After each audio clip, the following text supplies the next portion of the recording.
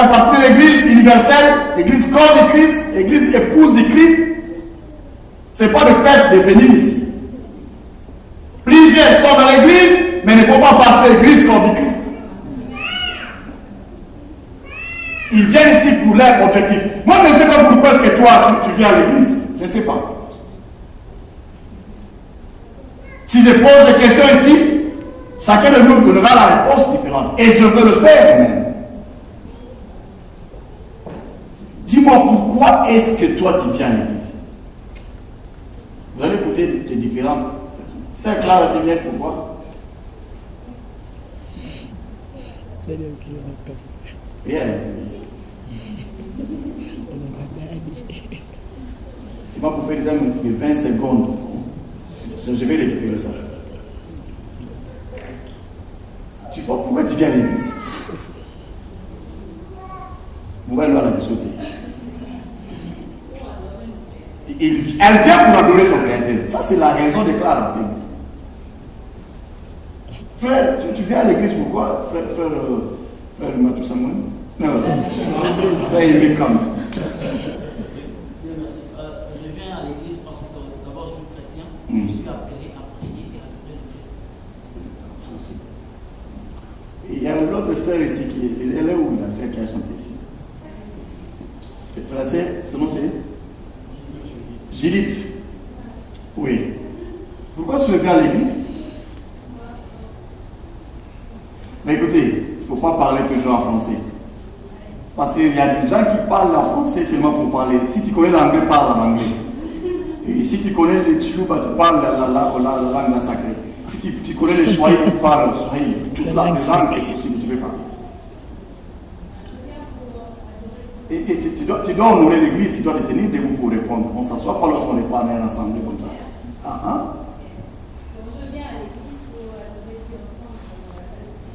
Ok. C'est pour ça. C'est Judith, ça va.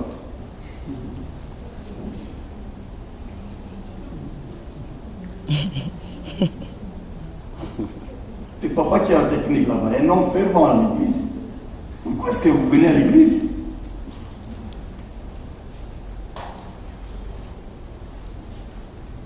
Je reconnais que je suis l'enfant de Dieu. Il m'a crié. Yes. Je suis censé respecter son devoir d'être à l'église. Vous venez pourquoi? Oui. Vous venez à l'église? Moi, je viens à l'église pour adorer les Seigneurs parce qu'il m'a créé. Parce que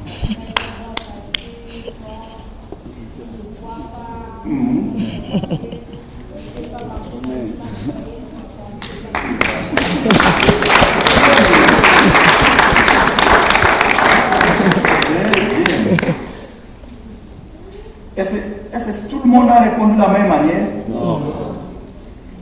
Chacun sait le pourquoi. Parce qu'on n'a pas fini. Si on continue à demander, dites Seigneur, parce que moi je suis trop combattu dans ma famille. C'est pour ça que je viens à l'église. Pour être protégé, les soldats ne puissent pas me voir. C'est pour ça que je viens à l'église. Donc, chacun vient avec l'objectif. Quel objectif? Celui qui vient à l'église parce qu'il a besoin de la protection. Il faut protéger, il fuit.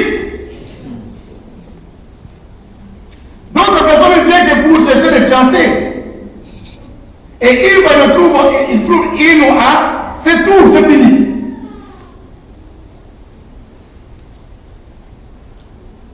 Mais si moi je viens à l'église parce que Dieu m'a créé, je veux l'adorer, je vais rendre un culte à ce Dieu-là, dis-moi, quand est-ce que je vais fuir l'église? Et pourquoi? Seulement lorsque la mission finira, prendra fin. La mission d'adorer Dieu. Or, la mission d'adorer Dieu ne finira que lorsque le Christ sera enlevé. Lorsque nous allons nous rencontrer tous au ciel, avec Christ, en train d'adorer éternellement. Amen. Amen. Non, tu ne dis pas, je ne sais pas si tu... Amen. Amen. Amen. Non, je ne suis pas venu aujourd'hui prier pour les malades, ni démontrer l'onction du Saint-Esprit. Non. Je ne suis pas venu pour ça aujourd'hui. Jean chapitre 20. Jésus-Christ avait déjà donné le Saint-Esprit, soufflé. Parce que les gens, d'autres personnes, pourquoi celui-là souffle sur les gens? Mais Jésus l'avait fait. Mais je vais dire quelque chose sur ci. Ce n'est pas mon problème, ce n'est pas le souffle de Jésus. Matthieu 20, Jean 20, 22 à 24. Après ces paroles, il souffla sur eux. Il leur dit, recevez le Saint-Esprit. C'est à qui vous pardonnerez les péchés, ils leur seront pardonnés. Et ceux à qui vous les retiendrez, ils leur seront retenus. On s'arrête à 23. Regarde le rôle de l'Église. Jésus-Christ a soufflé sur les disciples qui étaient là avant la Pentecôte. Il leur a dit, ceux à qui vous allez pardonner le péché, les péchés seront pardonnés. Ceux que vous allez dire que ce n'est pas pardonné, ça ne va plus se pardonner. Là, on n'a pas dit au pasteur. On a dit à tout chrétien que tu es. Si quelqu'un blague avec toi, si tu retiens ces péchés seront retenus. Le problème est que nous ne savons pas qui nous sommes. Il y a des enfants de Dieu, il y a des enfants de rois parmi nous dans l'église, mais ne savent pas, ne voient pas qui ils sont. Dieu t'a donné le pouvoir en disant, si tu retiens le péché contre quelqu'un, ce péché-là sera retenu, ça ne va pas se pardonner. Écoute maintenant, est-ce que toi tu es mon Dieu? Toi tu es mon Dieu pour me dire que non, le péché ne sera pas pardonné. Ah donc, même si tu nies ça, mais je te dis que ce n'est pas pardonné. Ce n'est pas parce que je suis pasteur, mais c'est parce que je suis un enfant de Dieu. Tu as le pouvoir là étant un enfant de Dieu. C'est Christ qui a dit dans ces versets. Amen. Comment doit être une église? L'église doit démontrer réellement l'image de son maître, l'église. Pas l'église universelle. Je suis en train de parler de l'église locale. Et d'autres personnes, parce qu'on l'invite à l'église, ils voient maintenant qu'il est au-dessus de frères qu'il a invité, de la sœur qu'il a invité, au-dessus du pasteur, au-dessus des mamans pasteurs, au-dessus des sœurs et balanceurs, maintenant qui a des trucs comme ça là, il commence à se permettre n'importe quoi à l'église. Faire ce qu'il veut. L'église doit être disciplinée. L'église doit être ordonnée parce que Dieu n'agit jamais dans le désordre. Amen. Les Saint-Esprit ne descendent jamais là dans le désordre. Amen. Avant que les peuples puissent descendre du ciel, consumer les sacrifices qu'Élie avait établis, il fallait qu'Élie puisse remodeler encore l'autel que le prophète de Baal avait fait.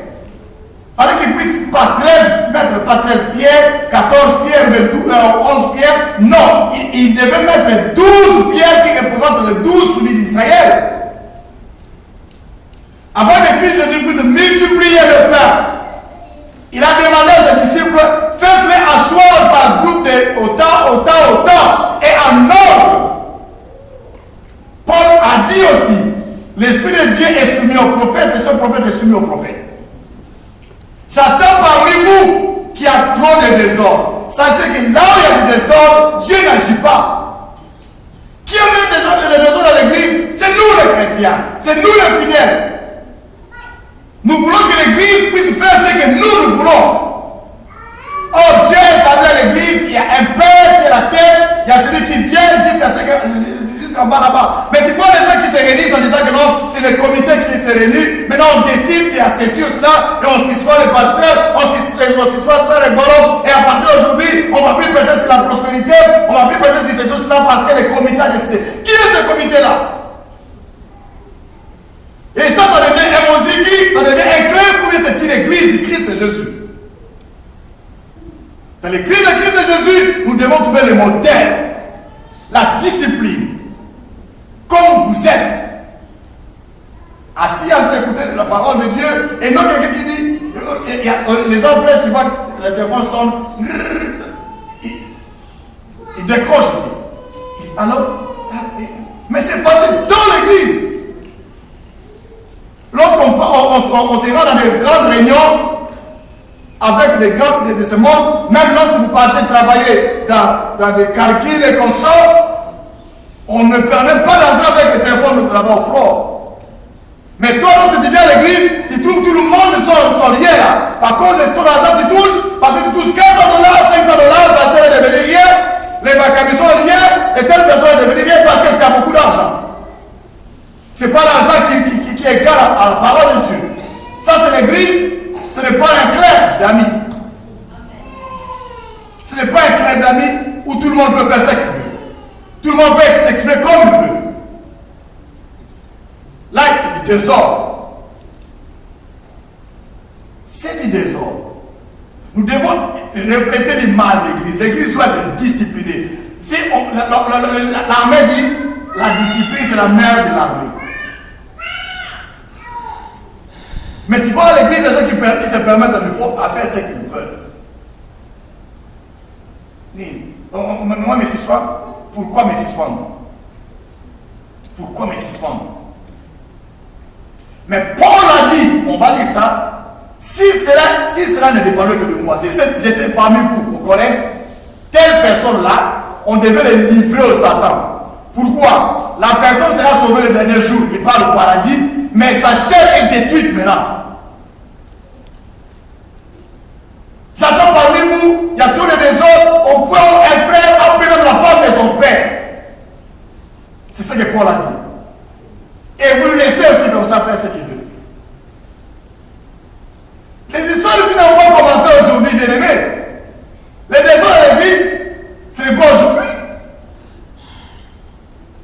Moi, je ne suis pas un pasteur, s'il vous plaît, je suis un apôtre. Un apôtre, c'est quelqu'un qu'on Dieu a donné la mission de remettre l'église sur les rails. Ça, c'est mon ministère. Et surtout aux États-Unis, en Europe, et il y a maintenant trop de laisser aller. Oui, parce que la personne a payé bien la dîme, parce qu'elle ne sait pas lui dire que frère, soeur, ce que tu fais là, ce n'est pas bien. Parce qu'il paye bien sa dîme, il donne bien son argent. Moi, ça ne m'intéresse pas. Que tu parles ou tu ne parles pas. Que tu payes beaucoup de dîmes ou tu ne payes pas. C'est la parole de Dieu, je vais te le dire. Non, c'est comme ça, moi j'allais quitter l'église parce que je vois tout ça. Mais ça dit, tu veux me faire la pression? Tu veux me faire la pression? Si tu veux quitter l'église, qu'est-ce que tu veux que moi je puisse faire? Quitte alors! Parce que ce n'est pas mon église. Ce n'est pas l'église de Sylvain Lombes, non. Ce n'est pas l'église de Cucino Fernando, ce n'est pas l'église de Goro, de Mayota, de Monteniza, de Mondomé, comme ça. Non. C'est l'église de Jésus. Ce n'est pas notre église. Je ne suis qu'une sentinelle. Je suis que la sentinelle. Je ne garde que les brebis de mon père. Et je ne fais que ce que mon père me dit de faire. Et si toi tu dis que non, comme je fais, moi je ne parle pas. Je sais que il y a d'autres personnes qui sont contentes, d'autres veulent me bouffer. Dès que j'ai fini la prédication ici, je vais fuir. Je ne vais pas rester terminer. Parce que je risque d'être bouffé par les autres ici. Tu vois, les gens dans l'église, il y a des différents. Jésus lui-même, en étant vivant sur la terre, il a dit, lorsqu'il y a des différents parmi vous, lorsqu'il y a une sœur avec un frère avec un problème, et c'est sur cela, qu'est-ce que vous devez faire? C'est Christ qui a dit. Mais nous voulons maintenant parler que nous sommes plus saints que Jésus. Il y a des choses bizarres qui se passent à l'église. L'église ne sait pas réagir. L'église ne sait pas parler. Parce que, bon, ça c'est l'église, on ne chasse jamais les gens. Qui t'a dit ça? C'est quelle Bible? C'est laquelle version où on ne chasse pas les gens? Mais moi je vais te montrer dans la Bible ici que toi tu prétends connaître. Je vais te montrer là où on chasse les gens à l'église.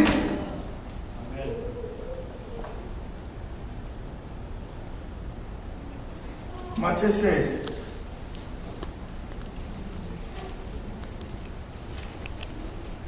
Verset 18 à 19.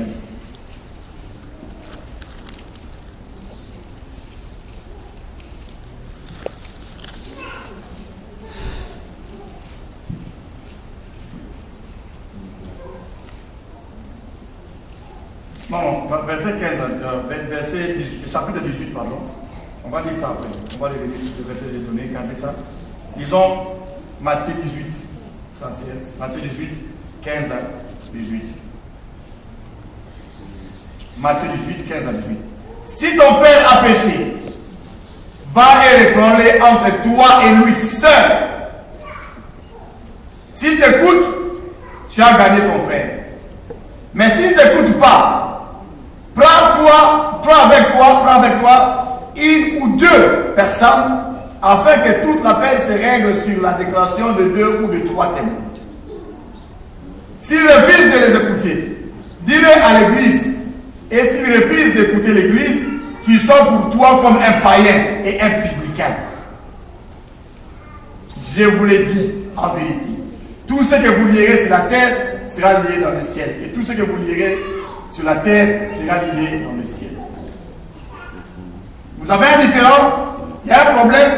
Ne sois pas le premier parce qu'il y a trop de gens de médisants, des gens qui parlent, des sons qui sont.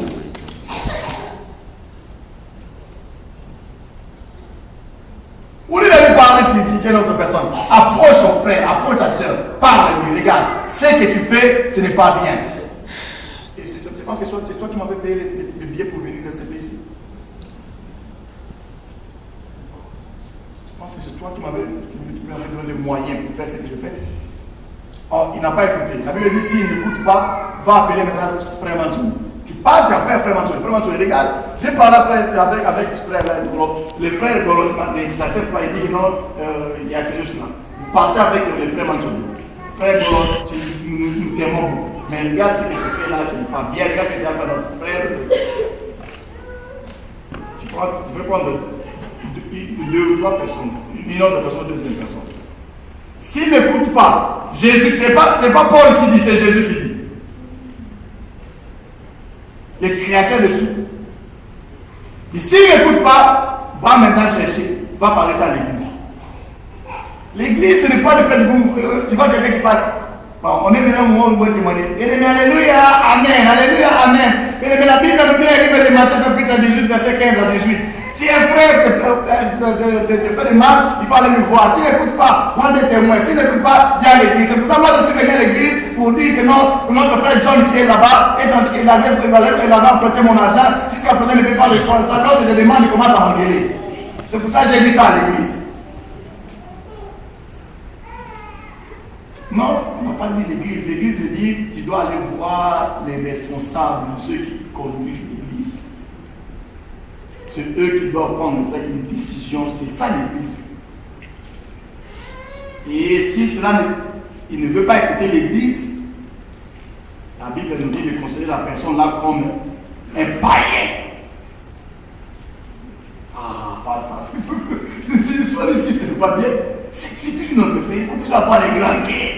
Un homme de Dieu, tu dois, un homme de Dieu commence à prêcher le pasteur. Un homme de Dieu doit avoir un grand cœur.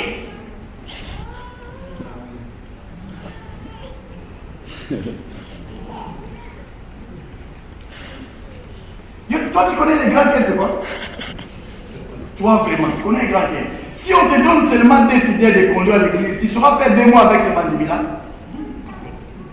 Vous connaissez comment conduire la Bible?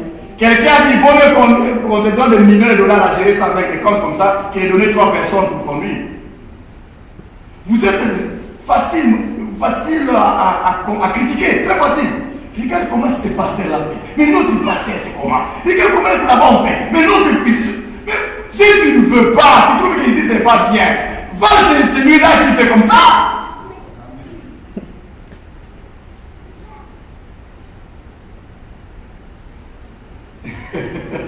Est-ce que vous connaissez les soccer ici, le football, vous connaissez ça? Il y a des gens qui ont comme moi, je suis un Clébien. Toi, tu es qui? Des Clébiens. Des Clébiens. Les Imaniens sont là, les gens des Imaniens, oui, papa est Imanien, et des Rimains, parce qu'ils sont des rimes.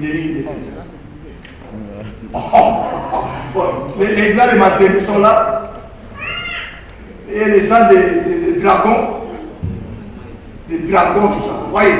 Lorsqu'on est pour l'argent des joueurs, les joueurs jouent. Le joueur à la télé dit, oh, regarde-moi ce joueur. À la place là, il fallait maîtriser les ballons là ici. Il faut jouer ça comme ça, au lieu de jouer comme ça. Il dit, cette position qu'il est en train de faire là, si on lui donne ça, il ne saura même pas le faire. Lorsqu'on tourne, on a la facilité de voir des erreurs et de corriger ça en croyant que si on me met sur le terrain, je le ferai mieux que celui qui est sur le terrain. C'est comme ça. Ce n'est pas facile. Ce n'est pas facile. Il y en a d'autres qui prient sur les baptistes. D'autres qui prient, c'est les pentecostistes. D'autres qui prient, c'est les presbytériens. D'autres qui prient, c'est Mukuna. D'autres qui prient à ACK, à ACECO, à ACERI. D'autres qui prient à remettre la victoire, à mettre l'éternel. Qui prient dans les différentes églises. Ils sont venus dans la prière ici. Ils veulent qu'on puisse faire exactement comme ils faisaient dans l'église. Comme à l'église, on chassait les gens avec des foulards. Ils viennent à l'église, on veut qu'on commence à chasser les gens avec des foulards. Notre pensée n'est pas forte. Normalement, on chasse les démons avec les foulards. Normalement. Il ne dit pas que la vérité, la Bible dit, mais il dit que normalement. Parce qu'il était un pasteur qui jette les vestes et les gens sont guéris. Il dit non, ça c'est notre pasteur derrière. Normalement, il faut enlever les vestes dans tel cas. Tu viens, il faut commencer à jeter les gens les vestes. Il est venu à l'église là où on fait les gens de 21 jours avant d'être guéri. Il dit, mais moi je commence l'église, cette église n'est pas pour ça. Normalement, on doit faire les 21 jours de jeûne. On a maintenant ici 4 et 5 catégories de fidèles qui viennent dans différentes églises. Celui qui chasse avec le foulard, l'autre chasse avec les chaussures comme ça, hein? L'autre chasse avec des vestes, d'autres c'est les jeunes de la 5 de 21 jours. Et tout le monde est contre le pasteur parce que le pasteur ne fait pas comme chez eux on faisait. Maintenant, l'église va sur quel modèle? De quelle église? Parce que chaque pasteur, lorsque Dieu l'appelle, lui donne la vision et la provision. Il dit, tu vas faire ça, c'est comme ça que tu vas faire. Dieu, comme il a appelé Moïse, il a donné à Moïse d'autres signes. Lorsqu'il a appelé Josué, son serviteur, c'était autrement. Mais l'autre, toi, la façon dont toi tu vas, on fait là-bas, à Bistan, à l'Assemblée de Bistan, tu veux qu'on puisse faire ça ici. Ce qu'on fait ici, tu veux qu'on puisse faire ça en logique chez nous. Non, chaque église a sa manière. On lui contente-toi de là où tu as trouvé. Laisse ce que tu as dit là-bas. Ici, c'est autre chose. Contente-toi de ce que tu vois. Et c'est quelqu'un avec moi ici. Amen.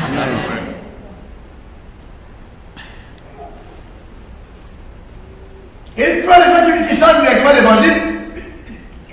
2 Timothée chapitre 4, verset 5. 2 Timothée 4, verset 5.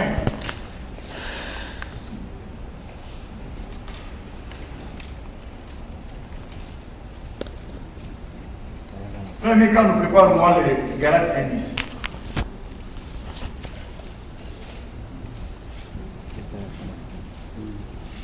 Et Timothée 4, 6. 4, pardon, 4, 2 à 5. Quelqu'un a eu ça? Oui, oui. Oui.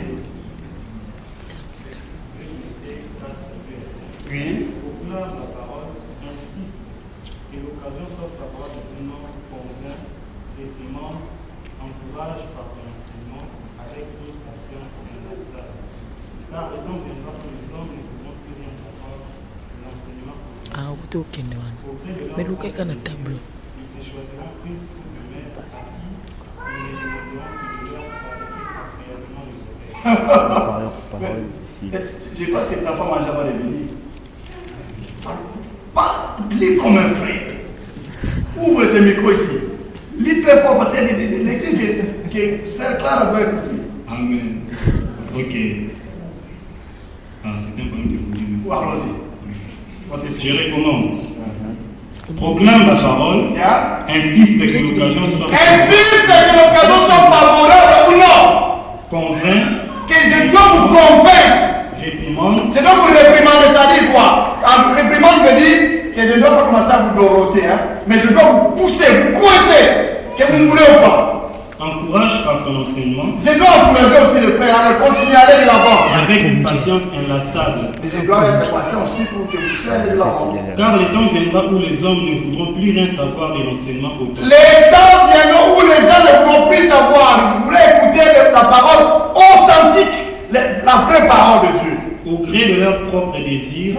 Ils veulent qu'on puisse, ça dit, prêcher conformément à leurs désirs, conformément à la façon où ils aiment. Écoutez Ils se choisiront une foule de maîtres à qui ils ne demanderont que de leur caresser agréablement les oreilles. Ah! Ils vont se choisir le docteur, le serviteur de Dieu, qui vont chercher qu'on puisse leur caresser au sens de leur poids. Caresser leurs oreilles. Pourquoi? Ça dit, ce qu'on prêche, ça doit leur plaire. Si ça ne plaît pas, les pasteurs ne pourraient pas prêcher. Ils détourneront. C'est là. C'est là. On puisse commencer à parler, tu es béni. Tu veux vraiment ici, il faut l'onction est là. Même si tu as plusieurs girlfriends, boyfriends, non, tous sont des girlfriends et boyfriends, sinon ils vont me fuir l'église. Il y a des gens qui ont le boyfriend, girlfriend, ils habitent dans la même maison. Malheureusement, je ne connais pas les gens ici. Heureusement, je ne dis pas malheureusement. Je connais quelqu'un qui est avec sa femme et ses enfants. Je connais Clara qui est déjà mariée là-bas. Je connais papa Albert qui a sa femme ici. Je connais déjà. Pas encore. Veuillez m'excuser alors. Et les restes, je ne vous connais pas. Mais vous êtes là avec des boyfriends, des girlfriends, chez moi à la maison. Vous vivez dans les écoles, dans les péchés vous êtes. Il faut laisser cette histoire-là, les laisser avec girlfriend, boyfriend, sans le mariage. J'avais commencé à parler de ça, à réprimander ça, et les gens étaient là pour me critiquer, me condamner. Et maintenant, ici, là-bas, à Galessois, Mahmoud, c'est la seule église qui bénit plusieurs mariages maintenant, et c'est la mienne. Amen. Il ne m'aimait pas, il me critiquait. Donc, l'occasion soit favorable ou pas, j'insiste. J'ai insisté. Alors aujourd'hui, j'insiste, laisse les girlfriends, les boyfriends, vous rester dans la même maison sans le mariage. Mariez-vous. Vous vivez dans le péché. C'est ça. Ils détourneront l'oreille de la vérité pour écouter des récits de pure invention. Non, voyez, les mariages n'est pas des milliers. Ça, c'est là si vous étiez au Congo, vous étiez en Côte d'Ivoire, hein, en France, vous voyez. Mais ici, on suit ici, tu vois. Hein? Les girlfriends sont autorisés. Laisse-moi donner que c'est mauvais girlfriend. Voilà, pour dire non, vous n'aimez même pas. Il ne s'est pas dit c'est mauvais. Mais vous restez déjà en même maison. Vous êtes déjà mariés, vous avez laissé les femmes dans vos pays là-bas, mais ici vous cherchez d'autres femmes. Vous êtes là, vous m'écoutez aussi. Les hypocrites, vous devez laisser cette vie-là. Il faut recourir à votre femme que vous avez laissée au Congo, qui prie, qui gêne, chaque jour que mon mari soit béni.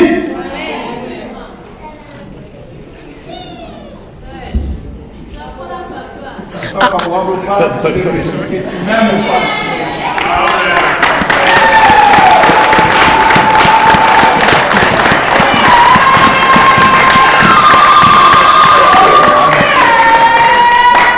J'avais vu que le 1 Corinthiens, on est passé à 1 Corinthiens chapitre 6, verset 1 à 8.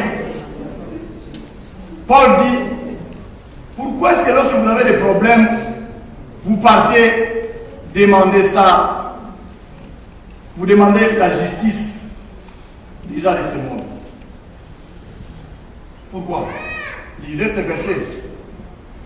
Tu vois les gens dans l'église, mais qui cherchent les policiers dans Beyromia. Même les femmes mariées qui disent à son mari que non, sont médicaments, pas aux médicaments,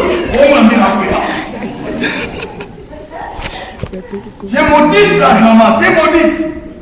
Moi, le pasteur, il m'amène cette sœur comme ça qui dit que j'ai appelé le mien pour mon mari, je vais te maudire.